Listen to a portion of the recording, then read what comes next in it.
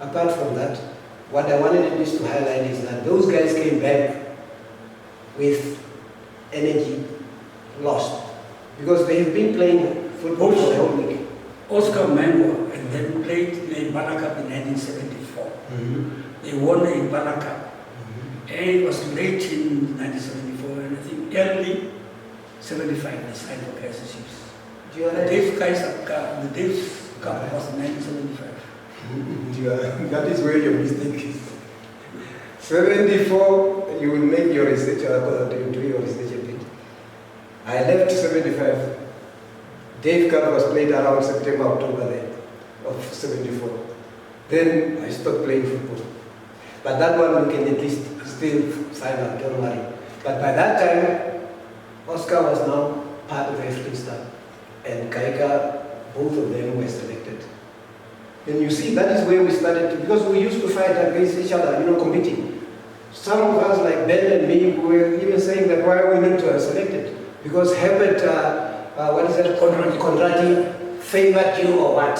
Because these are the guys who were running the football with. But what, you are not better than us. This was the argument.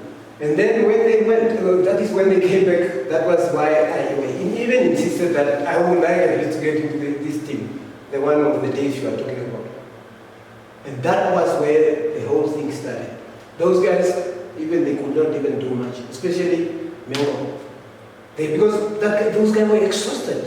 Having played a week, and then the next week, that was Saturday and Friday, they had to play 3 games a day. You know that we were playing 2 or 3 games a day, and how do you get a person after you've been playing, the Southwest team, came, and then you are now expected to play 3 games a day. But at the end of the day, we managed to win. That's one thing I wanted just to highlight. Those were our key players, but despite them being so exhausted, we had that, That victory, what did it mean for the team? Oh, my dear. I remember when we had a party there at Willie Chogarero's house after that match. And it was kind of ethnic pride more than anything else. But you've got a good memory anyway. The point is that after the game, everybody was completely excited. And that is not only the player. Apart from our players, the whole supporters club was up in the air that this is it, we made it. And imagine being, the first monetary sort of gain for teams. It was really something which everybody was happy and excited about it. And then that party you are talking about was just organized to make us feel that, hey, guys, we've done something. And then that given party, that is where we were at least given some monetary gains of 25 rand by that time. And, for me, as a player, that was the high level, the apex of my football playing game or career. At the end of the day, I realized that I've achieved what I wanted. What more? Because I've even told you that I wanted to prove to the coach that despite the fact that I didn't even, attend the training, I will make it. But that was a bad manner, which we really realized. What made you to be a rebel?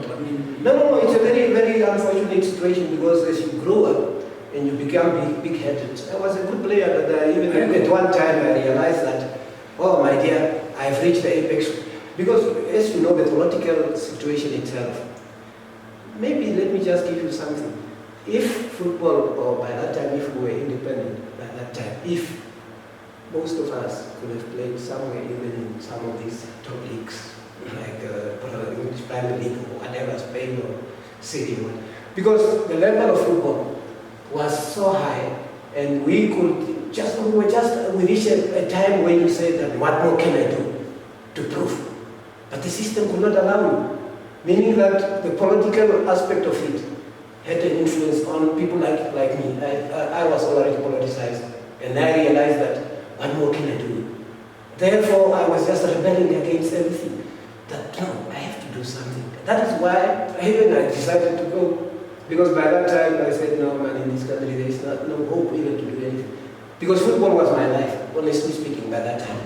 Apart from being student and all these things, because the student politics came also in, I said, no, there is no future for this country. Therefore, let me go. and start somewhere else. Where did the interest come from? You were as a footballer. A lot of footballers Yeah. are not really involved in politics except from probably students from MLH and Jobra. But suddenly now you develop an interest in politics. You skip the country. And People were the wondering. football career was born. And people were wondering that, hey, did this guy, former footballer, leave the country as a politician? You see what happened? Politics, for us, like the people who were, let's say, born in Windhoek in the old location, is part or was part of our upbringing. You see, you remember that even the 59, let's say, massacre of our people in the old location. By that time, our mothers were just pushing us under the beds, and you could hear bullets on top of the earth. And then at the end of the day, it shows that politics was already in our vein. And when I came to Katutura and I joined the Agustinum, there was this student sort of politics.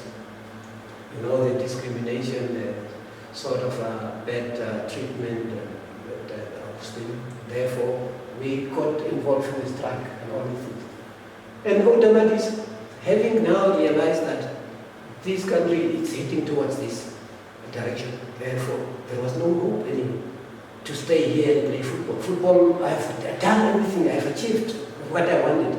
But then, how do I go and become even better player, or even have some monetary sort of gain from my career? That's one of the things which even influence a number of people. That now, man, you will just do nothing as long as you are staying in this country. You will reach a certain apex and that's all. And therefore, I was not influenced by, football to go and play football outside. But by now, the political conviction that, no, I have to go and do my studies. And when I come back, maybe I will make a contribution to my people. And that is the socio-economic, upliftment of our people. That is what influenced me most. 1968, when we came from one location, you were one of the guys who found me in Katutura. And although we were in the majority, you guys were a little bit more streetwise than us, or let's say wiser, you could speak Afrikaans, we couldn't speak Afrikaans. So how was the integration like with the other guys who came from one location? I think you guys look a little bit down on us. No, you are partly right, because most of our guys who were in the first group, which we were, forcefully removed from the education, we joined people like the others who were coming from the Eros. There was another location also there. And these guys were mixed with different groups. Most of the problem with our location was that this was an ethnic-based sort of setup. The same thing also almost happened in Katutura, but we were now mixed because we were now having different people coming from different things. And we learned a lot from different cultures and interaction with different groups. But at the end of the day, what makes me so feel proud is that the young guys from the old location, the one you were saying, were a big line, these guys were organizing tournament with us in Katutura. Can you believe it? That they could just walk from the other end to come and play our team, which was, I mentioned, distance. And then all the things were just a way of us forgetting about the differences which elder people were having. The political differences. There were people like Katutura people, they were called Ukamumba. Yeah, you see? And these were people who are now called puppets of the former regime. And therefore, for us, the young generation, or the kids, by that time we were kids, 12, 13, 14, we were not even considering those type of things because we were having a sort of other, let's say, dreams. And we were just thinking about focusing on our unity. And that is what makes me also, at the end of the day, feel part of the whole setup of Afghanistan. When these guys, we started playing as young boys together, and then from there we integrated ourselves in the team. And for me, that was the beginning of what we call the political consciousness. That the politics of yesterday, which was divisive in terms of ethnicity and groups, was not relevant for us. I think I praise that part of our upbringing. Up to now, even for me, it's something one have to be proud about. Now, as a club legend, where do you want to see African Stars in the next couple of years as an entity? Now, African Star, actually, it's a team which has got a long history. I know that it will at least remain, and it will at least, even become more stronger than it is. The whole thing about the team, when it applies to many teams, it's about the administration. If your administration, it's perfect, but there is nothing also perfect, it's up to standard. Your players and your other supporter clubs will always be supportive. The problem we are having with clubs is that management and supporters might be at loggerheads. These are the type of things you need to exclude. And I hope African Star will not even go through that, because once you have got tension between the supporters, club and the management, therefore you are just in for a big failure. And I am hoping that African Star, the way they have now built themselves, they've got the best players now. Although I think it's the best, the team with the best player. But the problem I'm having with them is that at times they lose against teams which are not supposed to beat them. Like the recent game of, was it the Shula, our president's cup, last cup which was played. It was a big disappointment for me, because I expected that game to be ours. But at the end of the day, you could just see that the midfield, it's completely dead. Even your striker, how can they be even, let's say, score? That means they end up without not having even a score. How can you expect a big team of that nature to come out without a score and against a team which was formed almost 2-3 months ago? And for me, that is one thing which I still want to express, that our academy, African Star Academy, need to have coaches, people who have done at least of let's say physical training, let's say education, in order to even to strengthen the players, and even body-wise.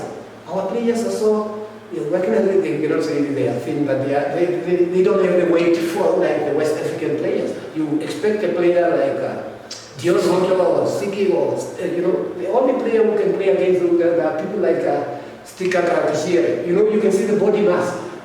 But you've got a player who may even be like, is it Fredericks or whoever. You see that the player is good. He has got the ball control, but his body mass, it's lacking. And that is where the games are being lost.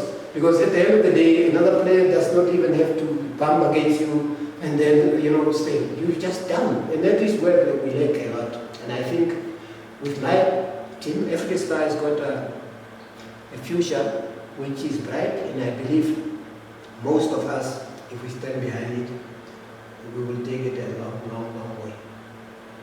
Thank you very much. With that, we have come to the end of another edition of African Stars Legends. So from all of us here, is cheers. Thank you very much. Thank you. Welcome. It was not